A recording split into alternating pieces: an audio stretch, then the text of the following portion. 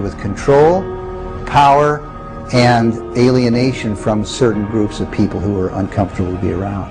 They were locked up in these places to get them out of the way. The history of psychiatry, I think, really is related to institutions. Bethlehem Royal Hospital in London was one of the world's first psychiatric institutions. Commonly referred to as Bedlam, the hospital was little more than a warehouse for those deemed mad. Inmates were confined to cages, closets, and animal stalls, chained to walls and flogged, while the asylum charged admission for public viewings. In the 18th century, William Batty was the first to promote that his institutions could cure the mentally ill. Batty's madhouses made him one of the richest men in England, though his treatments were every bit as inhumane as those practiced in Bedlam, with not a single patient cured. His financial success triggered a boom in the asylum business and an opportunity for psychiatrists to cash in on this new growth industry. This was an era where, on both sides of the Atlantic, specialized institutions for the mentally ill are beginning to be built in large numbers.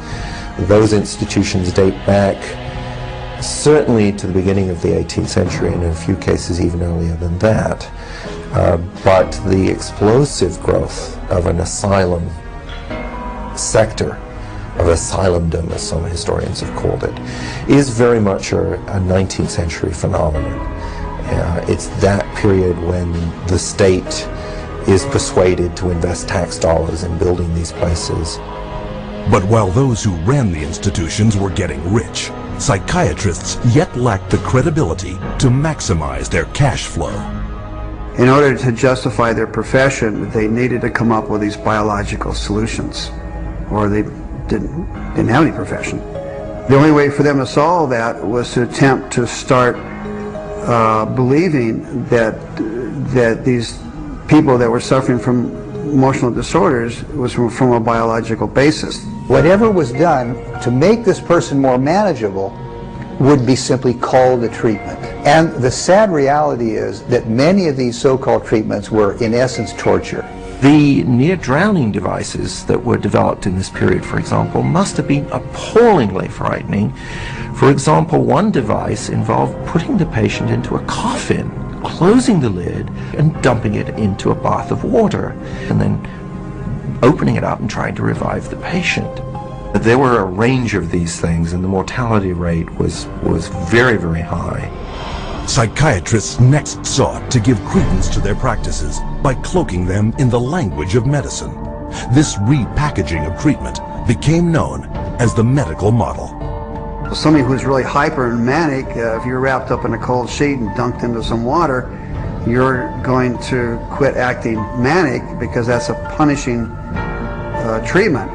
But as soon as the symptoms started to go away, they started to believe that somehow by wrapping them up and dunking them in cold water, it was draining the toxics out of their body.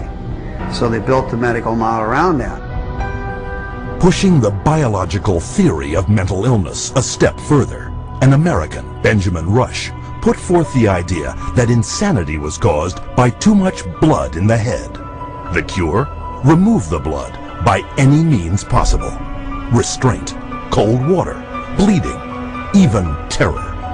And with that, a new medical model was created.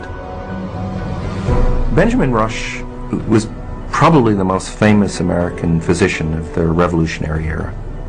Rush was known as the master bleeder. He bled his patients for madness.